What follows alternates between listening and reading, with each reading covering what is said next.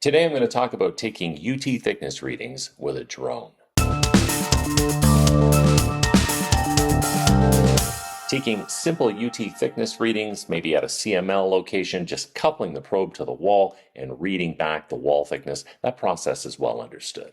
This is an application where typically you'd use a thickness gauge like an Olympus 38DL Plus or my trusty Panametrics MG2DL with the old AA batteries.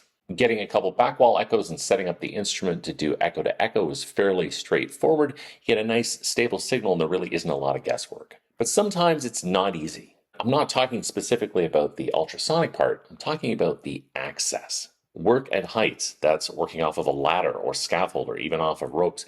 These are risks and challenges that we have to look at when we're doing NDT. But in this day and age, some of these risks are being addressed by technology. Gauge Robotics is a company based here in Ontario, Canada, specializing in drones, specifically the integration of ultrasonic testing on the drone.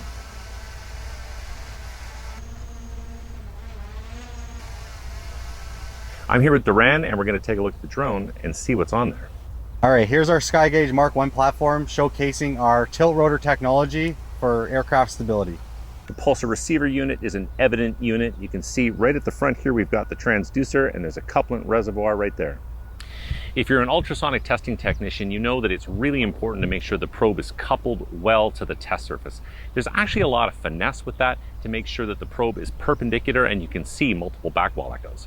On the drone, this is all handled with the apparatus here on the front. When the drone comes into contact with the test surface, if it's not exactly perpendicular, this little sensor here in the front will actually compensate and make sure that we're in exactly the right spot. Fortunately, there's plenty of couplant in here.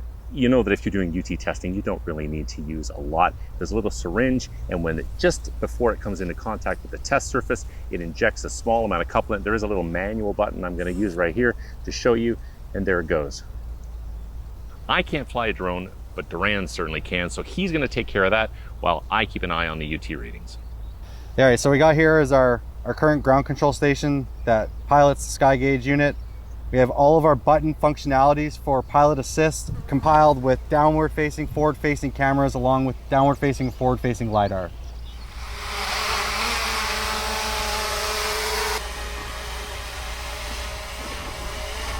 So on my screen, I get a nice unrectified view of the waveform. Then there's a smoothing filter that runs over top of it. I can get some confidence that I've got a really good signal. And when I like what I see, I just hit the button.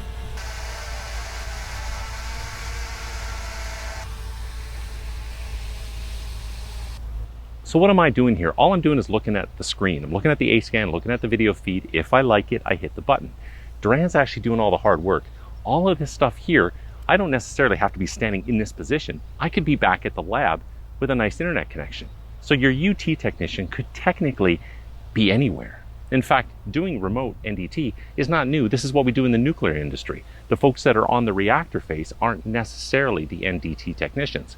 So in that case, I'm going to jump in my trucklet and head on home.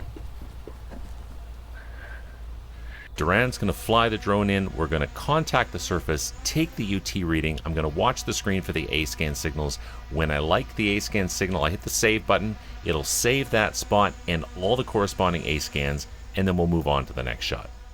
Duran is on site running the drone, I'm back here in the lab, and I can see the same thing on my screen as I could when I was there. There's one less truck on the highway, there's one less truck driving around the work site, and there's one less person on the work permit. I have complete communication with the pilot, and I can see what he sees. The technology is moving so quickly right now, it's a fascinating time to be in NDT. We can actually fly equipment into position, take UT readings with real-time data and visual communication from remote, pretty much anywhere in the world, just so long as you've tethered to your cell phone. I hope you enjoyed the video. If you did, please hit the like and subscribe buttons, and thanks for watching.